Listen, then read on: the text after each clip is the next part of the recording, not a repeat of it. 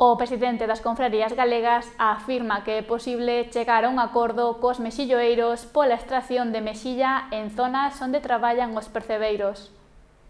O Tribunal Superior de Xustiza de Galicia desestimou o recurso interposto por asociacións de mexilloeiros contra o decreto da Consellería do Mar que regula o réxime de conservación e explotación dos recursos marisqueiros e algas.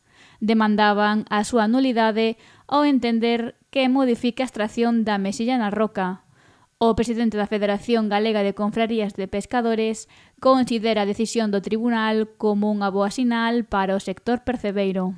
O que nos influye, en que este o percebe pechado, cando abre a mesilla, pois abre a mesilla e poden coller mesilla.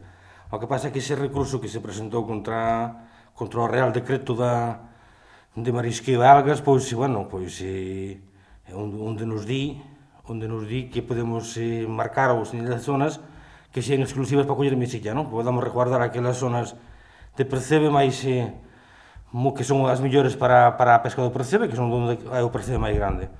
Bueno, pues para nós iso é unha boa señal de que vamos ben encaminhados para que o sector tamén do percebe poda reservar as súas zonas e que nós creemos que, bueno, unha cousa que vimos demandando xa hai tempo, que hai sobran sitios para coller mesilla que non sean eses sitios tan importantes para o sector do percebe, non?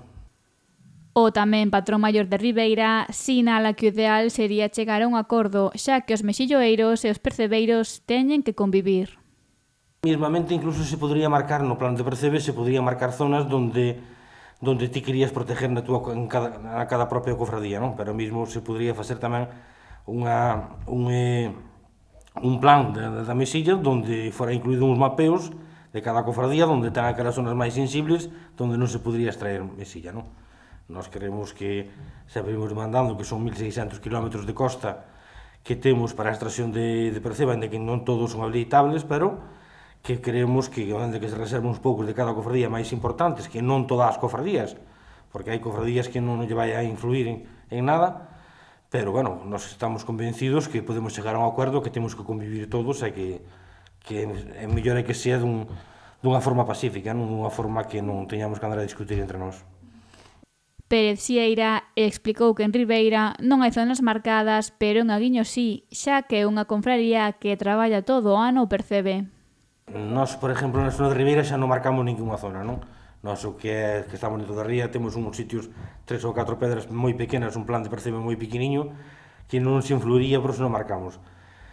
Pois en Aguiño sí que é unha zona moi importante de percebe, son moitísimos mariscadores que si viven do percebe todo o ano, e, bueno, que les veñen reivindicando que teñen esas zonas que é do que viven, non? A cousa mayoritaria que teñen eles viven do marisqueo, ainda que vayan a outra clase de artículo como a meixa ou que vayan ao derizo, pero o máis importante para eles é o percebe, é unha cofradía das máis importantes de Galicia do percebe, e creemos que sí que debe reservar as súas zonas que de coidalas, non?